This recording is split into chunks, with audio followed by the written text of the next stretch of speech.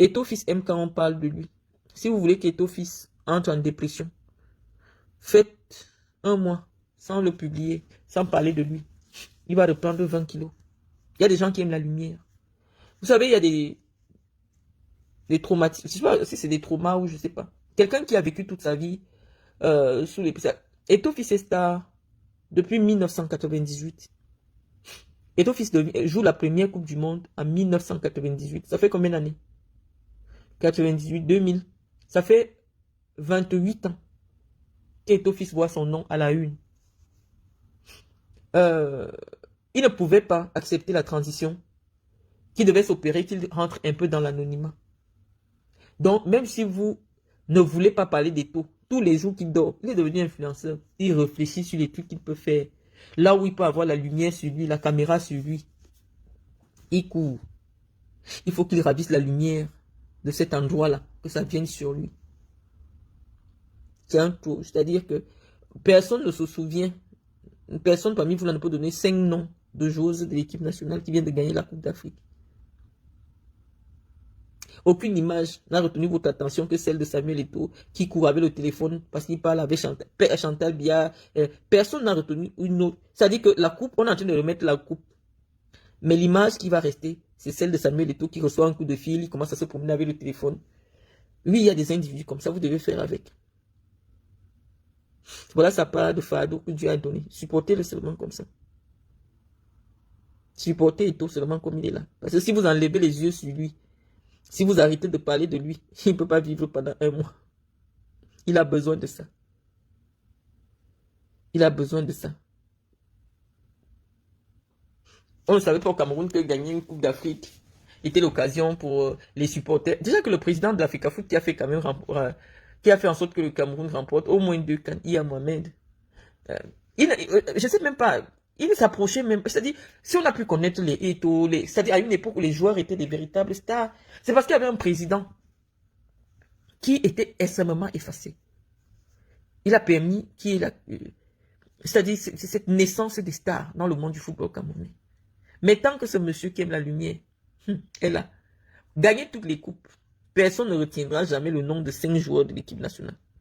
Or, à une époque, quand on traînait, on partait voir des matchs. Non, quand on met le 11 entrant, tu connais le nom de tout le monde. Non, c'était une autre époque. C'était une autre époque. Malheureusement, les générations d'aujourd'hui doivent subir quelqu'un qui n'a pas encore résolu ce complexe de narcisse. Quelqu'un qui aime se regarder, comment il est beau dans le miroir. Moi, d'abord, les hommes qui sont sur Snapchat, sur Instagram, tout ça, ça veut dire qu'il y a quelqu'un là dans les affaires, là, c'est pas quelqu'un de sérieux. Quelqu'un qui poste les... Moi, je sais pas. Je sais pas pour vous.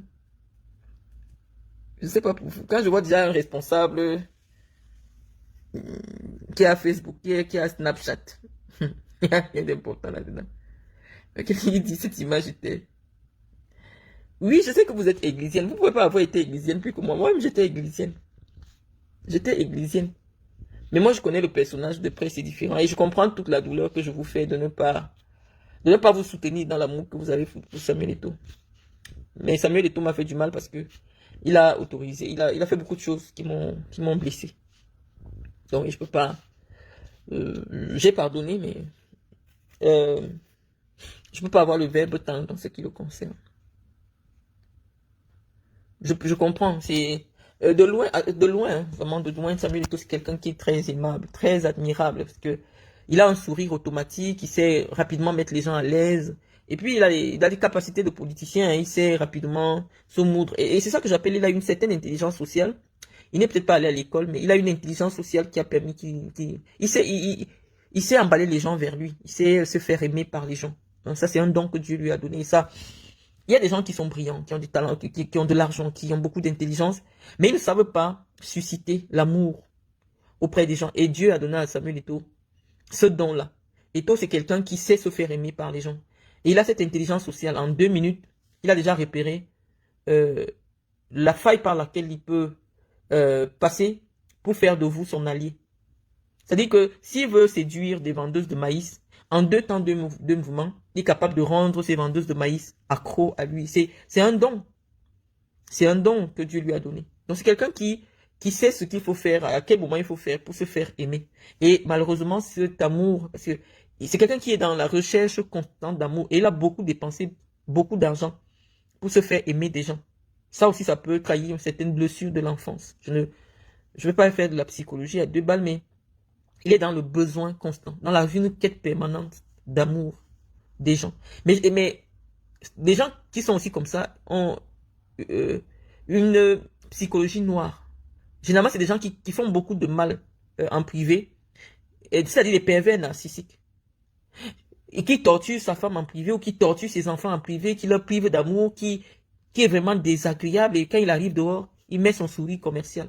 Et moi, tout ce qui m'a détaché de l'admiration que j'avais pour Samuel Eto'o, c'est quand j'ai eu l'opportunité d'être en contact direct avec des membres de sa famille, avec la mère de son premier enfant, le récit que j'ai reçu de l'homme qui peut se trouver derrière ce sourire, de l'homme qui peut menacer de publier la nudité de la mère de son fils, de l'homme qui fait des choses vraiment exécrables.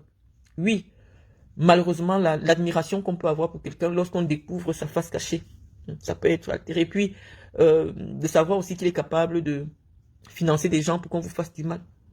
Les informations que j'ai eues sur Eto'o de ce qu'il voulait faire contre moi ont fait que plus jamais. Je ne peux... Non, plus jamais.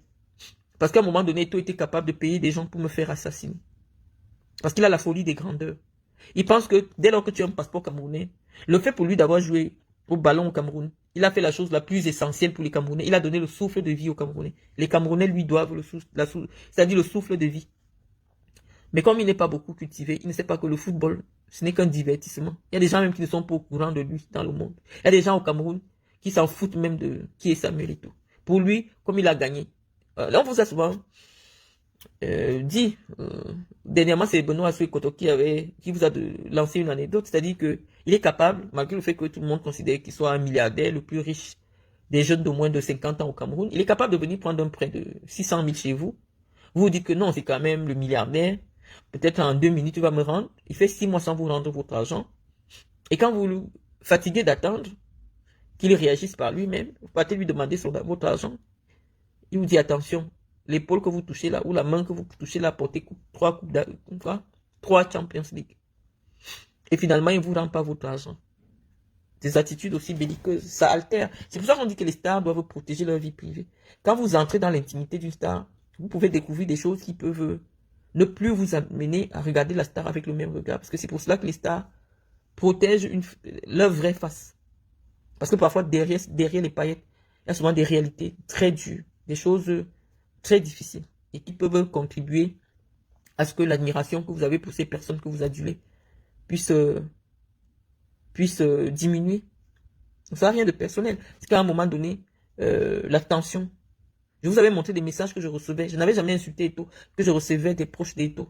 Oh, toi, on va te trouver couché mort, on va te faire ceci, cela. Je dis, c'est non. Il y a des gens qui n'ont pas eu l'habitude de grandir dans les milieux du pouvoir. Pas des voix, je ne sais comment, arrivent à pouvoir tutoyer une première dame, à pouvoir... Ça, le melon gonfle énormément.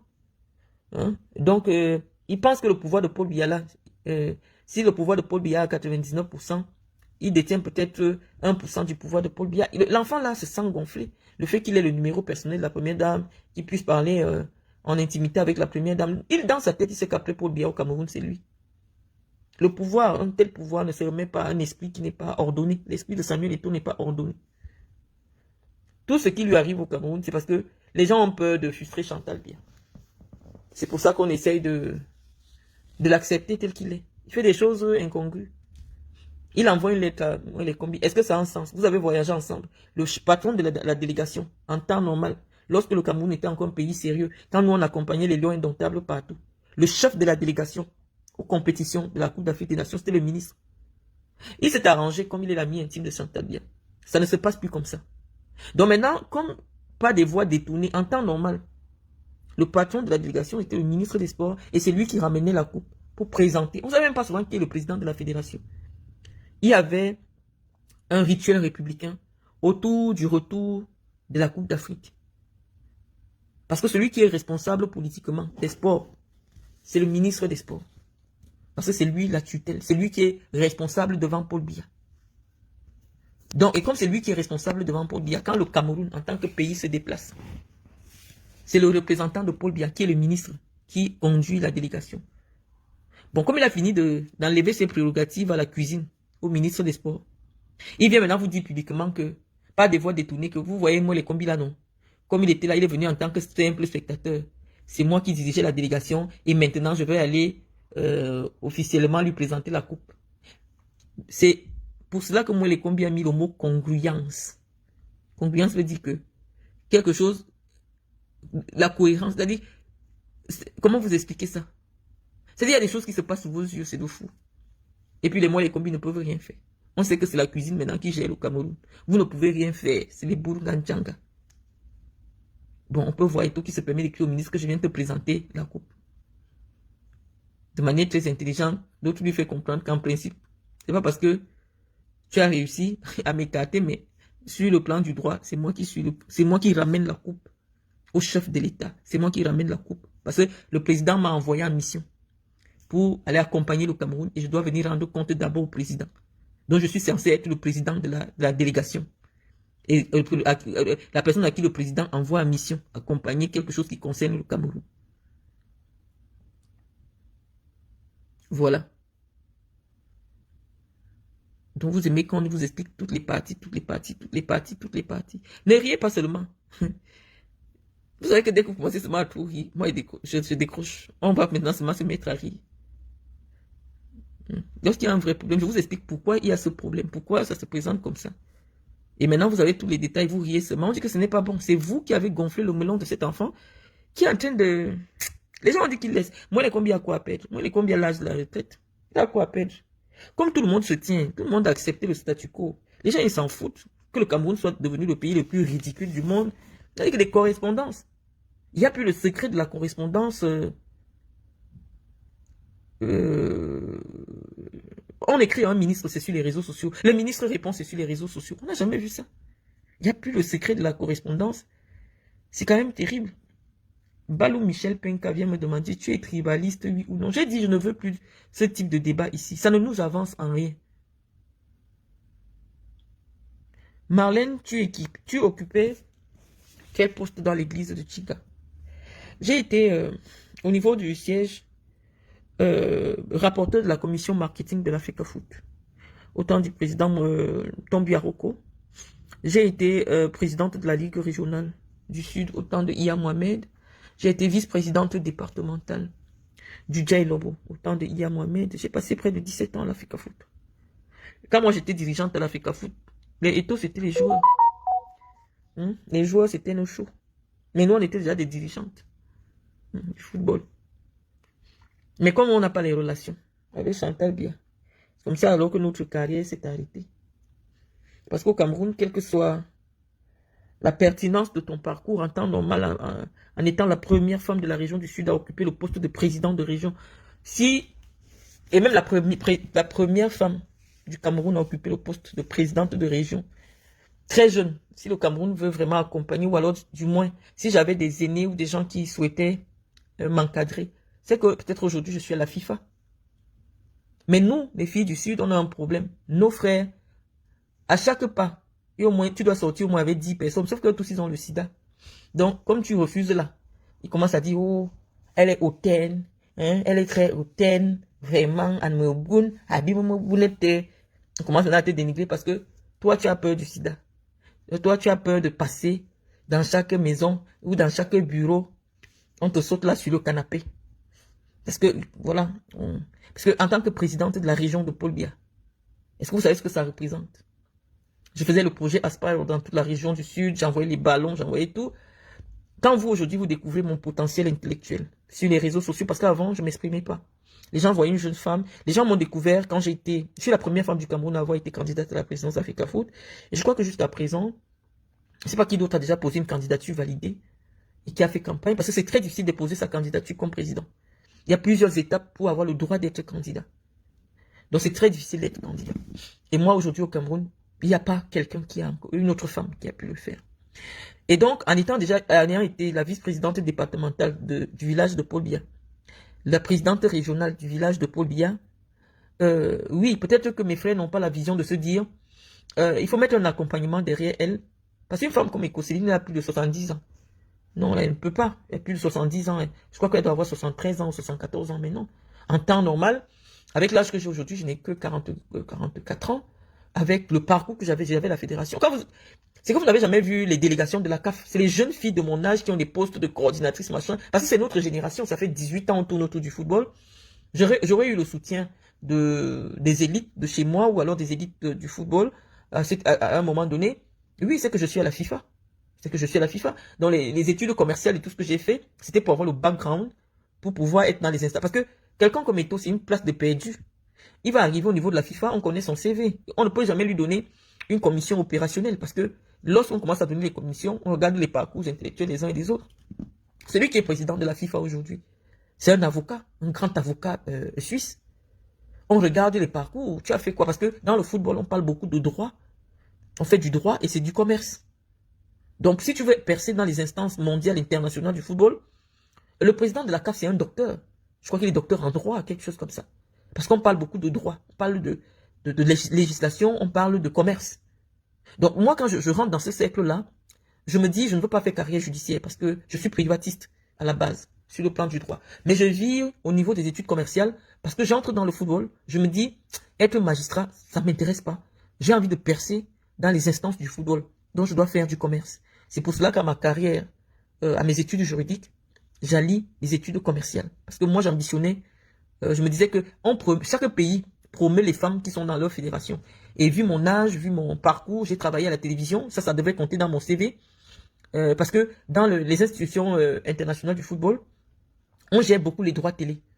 Beaucoup de droits télé. Et je pense que c'est la première source de revenus du football mondial. Donc je me disais que un CV comme le mien, cadre commercial à la CRTV, un bon bagage en commerce, un bon bagage en droit, j'aurais pu percer. Mais qu'est-ce que mes frères ont fait? Ils ont dit que c'est moi qui perds chercher l'argent de la famille Obiangema pour venir donner à Iya Mohamed pour qu'il enlève Paul Biya au pouvoir. Parce que tu as refusé le droit, tu as refusé tes fesses à quelqu'un. On te dit une histoire comme ça. On dit que, elle est fait. N'est-ce pas que c'est elle? On m'a même prêté une aventure avec Iya Mohamed. Vous voyez Iya Mohamed, parce qu'à l'époque, lorsqu'on arrête Iya Mohamed et moi on se rencontrent au Hilton, et Iya Mohamed me propose d'entrer dans sa liste. Puisqu'on était parti voir Philemon Yang après, c'était ça l'arrangement que j'avais eu avec Iya Mohamed. Et comme je vous dis, il y a toujours le travail qu'il faisait avant, les agents des services de renseignement. Quand ils vous aiment pas, ou quand ou quelqu'un leur donne quelque chose, on vous laisse un rapport, ils détruisent les vies des gens. C'est des gens qui font le travail qui est fou de faisait là. Si on vous montre ce qu'ils écrivent sur les gens pour montrer à Paul Biya, vous allez halluciner. C'est-à-dire que moi, quand on m'a rendu compte de ce qui était dans les notes de renseignement, ce qui me concerne, comme ça qu'on m'arrête. On dit qu'elle rentre d'abord dedans. Apparemment, c'est elle qui va prendre l'argent qu'on va financer. Parce que Iya Mohamed, quand on l'arrête, on estime que c'est lui qui est le futur, ou alors du moins, qui finance Marafa Hamidou Yahya pour que Marafa Hamidou Yahya devienne président. C'est-à-dire que quand on tisse une histoire, on se dit, bon, si on doit déraciner Marafa Hamidou Yahya, le système Marafa, qui était très puissant, parce que pendant longtemps, M. Marafa Hamidou Yahya était devenu un homme clé du régime. Et peut-être derrière, Paul Biya lui faisait la promesse que oui, je te prépare pour me remplacer. Parce que Paul Biya est très fou, en fait. Il peut faire croire à quelqu'un que je suis en train de te laisser le pouvoir. Et il voit comment tu te comportes pour mieux préparer comment il va te casser les pieds. Il n'a pas dit la vérité. En 2004, il ne dit pas, parce qu'il avait déjà dit à Marafa qu'il veut se retirer. Et il préparait, il faisait croire à Marafa qu'il est en train de préparer Marafa pour que Marafa reprenne le pouvoir. Donc il le voyait. Et c'est à cause de tout ça, c'est-à-dire l'organisation que Marafa mettait déjà sur pied, en fait, soit c'est réel, soit c'est imagé, mais on a eu des gens qui sont très très proches du pouvoir qui nous ont confirmé cela. Donc du coup, on prépare donc le renversement des Essingariens, c'est-à-dire une réunion des petits là, ils disent que jamais, on ne peut plus accepter que le pouvoir reparte dans le nord. On a organisé une histoire sur Marafa Hamidou Yahya. Et maintenant, le problème était que si on enlève Marafa a déjà trop de tentacules, parce qu'il a été très puissant secrétaire général de la présidence de la République, il a été ministre de l'administration, c'est-à-dire les territoriales, des postes clés, quand quelqu'un veut briguer la magistrature suprême, parce que quand tu as eu la main mise sur tout le commandement terrestre, les sous-préfets, les gouverneurs et tout ça, c'est toi qui as géré les élections, tu connais un peu comment ça se passe, tu es mieux placé pour reprendre le pouvoir. On a organisé. Et donc c'est comme ça, parce que les affaires du Cameroun ont toujours plusieurs ramifications.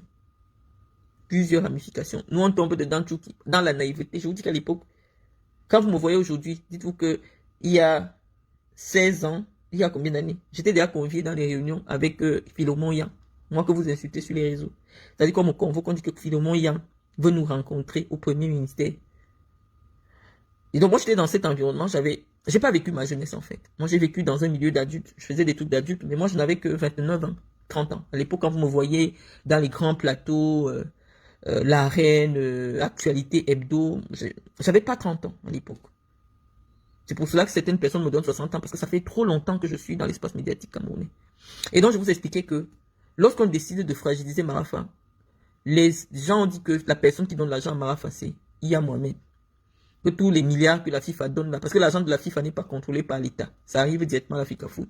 Et ils avaient estimé que c'est une manne financière énorme qui peut permettre à Marafa de prendre le pouvoir. Donc, si on va déraciner Marafa, il faut déraciner avec toutes les tentacules de Marafa. Comme ça que Iya Mohamed tombe. Bam. Quand Iya Mohamed tombe, c'est dans notre propre région, les femmes et les hommes qui voulaient reprendre ma main, reprendre le pouvoir du football dans le sud entre mes mains, partent dit que moi je suis la maîtresse de Iya Mohamed. Et que comme Iya Mohamed voulait me mettre vice-présidente de l'Africa Foot, c'est parce que c'est moi qui ramenais l'argent pour venir donner à Iya Mohamed pour déstabiliser le Cameroun et déstabiliser Paul Biya. Une jeune fille de mon âge. Quand moi je parlais de football dans la région du Sud, Ecoseline ne s'asseyait pas. C'est moi qui mets Ecoseline. C'est moi qui amène Ecoseline que vous voyez là, à l'Africa Foot. C'est moi qui mets son nom dans la liste. Vous ne pouvez pas croire. Elle est première vice-présidente de l'Africa Foot. Mais moi j'étais sa patronne. C'est moi qui ai mis son nom.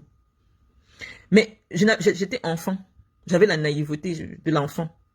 Dans mon esprit, c'était que je suis la seule femme dans le football chez moi. S'il y a une femme, elle est une maman, elle ne peut pas me déranger. Je vais la prendre, je vais mettre dans mon caleçon. J'ai péché par beaucoup de naïveté.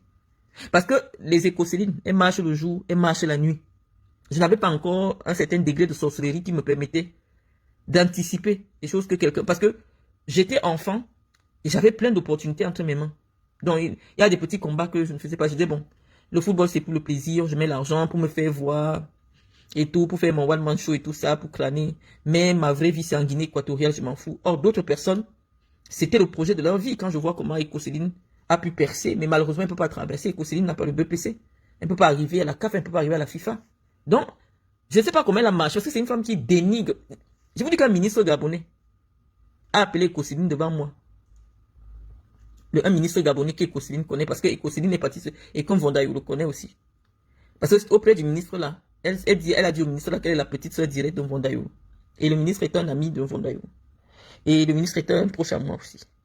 C'est comme ça que je suis retourné avec le ministre. Le ministre appelle Ecoseline.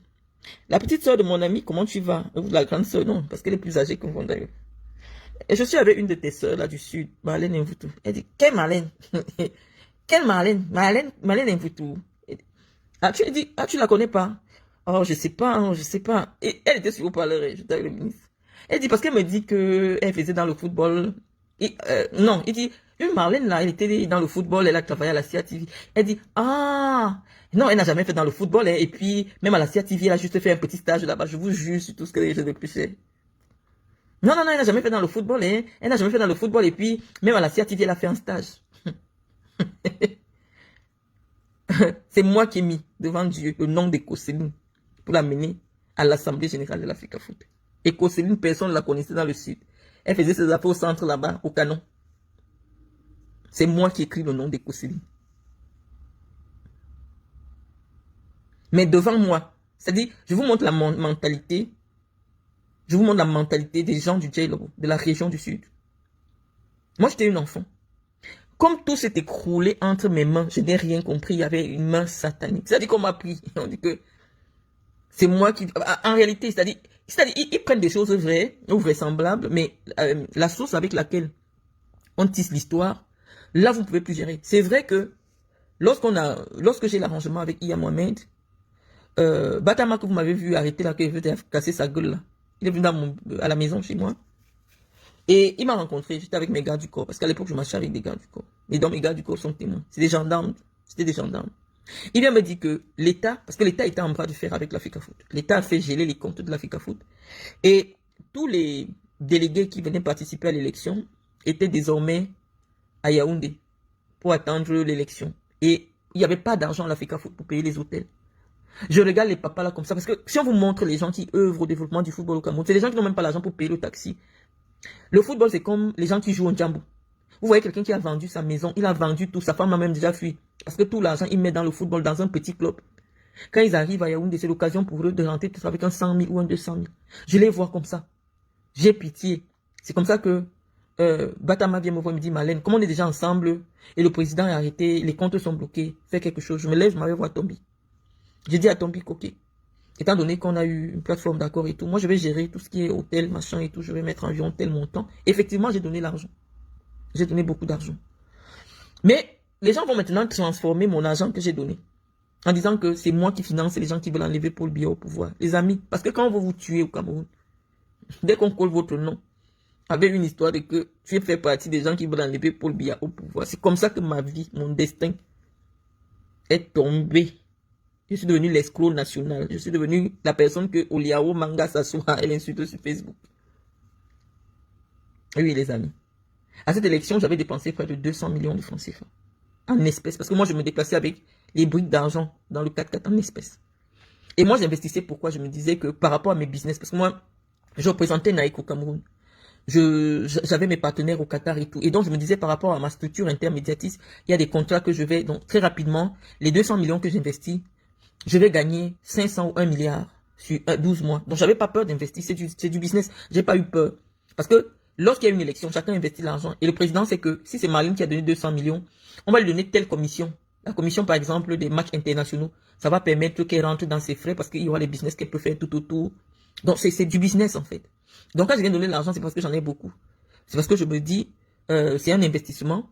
Si je mets 200 millions sur 6 mois, je peux récupérer 1 milliard. Donc, j'avais pas peur. Sauf que moi, je me retrouve dans une histoire. Non seulement je perds 200 millions. Je perds 200 millions parce que les gens m'ont premièrement escroqué. Nos arrangements étaient que finalement, je me mette en tête puisque Yann n'est plus là, je deviens la présidente. Et tout le reste se met devant moi. Ils ont tout changé. Et c'est devenu la bagarre que vous avez fait à l'Africa Foot là. Donc, moi, je me retrouve dans une histoire où je viens de Guinée équatoriale. Je perds 200 millions. Je perds ma vie que j'avais en Guinée équatoriale. Parce que oui, ça fait grand bruit. Je suis arrêté devant les caméras en direct de la CRTV. Vous savez, le malheur est contagieux. Quand vous tombez en disgrâce, même vos amis les plus proches, même l'homme qui dort sur le même lit avec vous, il peut vous régner. Moi, j'ai vécu ça. J'ai vécu ça. C'est-à-dire, je sors de Guinée équatoriale, je viens avec l'argent, je perds l'argent, je perds mon prestige, je perds mon nom. Parce que pendant longtemps, dans les milieux d'affaires sportives, mon nom était gage de sérieux. Les Blancs respectaient beaucoup mon efficacité dans la gestion des dossiers commerciaux. Donc, j'ai fait le dossier de Nike, j'ai fait le dossier de Aspire. Il y a un certain nombre de dossiers que j'ai amené au Cameroun, que j'ai géré sur le plan international, qui fait tout m'accorder une certaine crédibilité dans le monde du football. J'étais très jeune, hein. Mais les gens ne savaient pas que j'étais jeune parce que je dévoilais même pas mon âge. Il n'y avait pas besoin, je passais pas dans les médias. Mais moi, j'étais vraiment focus business, business, business. Et en même temps, on a dit à Paul Biya qu'en réalité, les 200 millions, l'argent que l'on me voit avec là, c'est Mendoza qui est en train d'investir cet argent pour diriger l'Africa Foot à travers moi. Parce que lorsqu'on regarde mon âge, à l'époque, j'avais 29 ans. On se dit, mais comment une enfant comme ça peut avoir le courage de... Parce que être à l'Africa Foot, c'est gérer plusieurs milliards. On dit non, c'est son amant. D'autres avaient donné renseignement que Mendoza, c'est mon amant. D'autres avaient dit que c'est mon père. Non, c'est son père qui veut gérer l'Africa Foot en utilisant son nom. Elle est le prête-nom de son père. Donc, moi, je me retrouve dans une disgrâce absolue. Dans une disgrâce. J'ai tout perdu. J'ai été humilié. J'ai tout perdu. Mais je vais vous dire, les amis, lorsque vous avez un destin particulier, et ça, j'interpelle ici Foudou et les autres, quand vous avez un destin particulier, la nature vous fait vivre des humiliations. Parce que c'est un parcours initiatique. Si aujourd'hui, je ne me suis pas flingué, je ne suis pas devenu drogué, je ne fais pas un certain nombre de choses, c'est parce que j'ai eu cette éducation-là, où je sais que toute personne qui a un destin particulier ou une étoile particulière passe par des épreuves d'humiliation. Et des gens qui n'ont pas des humiliations par la nature, par exemple dans des rites initiatiques, dans certaines loges de la franc-maçonnerie, on vous fait subir des rituels d'humiliation. Parce que l'humiliation participe à la construction d'un individu. Donc, quand vous voyez une personne subir des humiliations publiques, ne vous dites pas que c'est parce qu'elle est trop malchanceuse, non. Parce que, en fonction de l'étoile que vous avez, En fonction du destin que vous avez. Et je vous dis que je tutoie. Des gens qui tiennent vos vies entre leurs mains. Moi, je les tutoie. Et ce n'est pas quelqu'un, une personne ordinaire qui peut avoir cette capacité-là, cette vie-là. Et donc, ça fait que, comment on se retrouve dans un espace où parfois on est accessible à des profils qui n'ont rien à voir avec nos vies, qui nous découvrent, qui ne... Olio Manga me demande pourquoi je peux me permettre de parler à Chantal Biya comme elle est mon égale. Non, à un moment donné de ma vie, Olio Manga, j'ai eu la même vie que Chantal Biya. C'est la vérité. Donc pour moi, Chantal Biya n'est pas prestigieuse.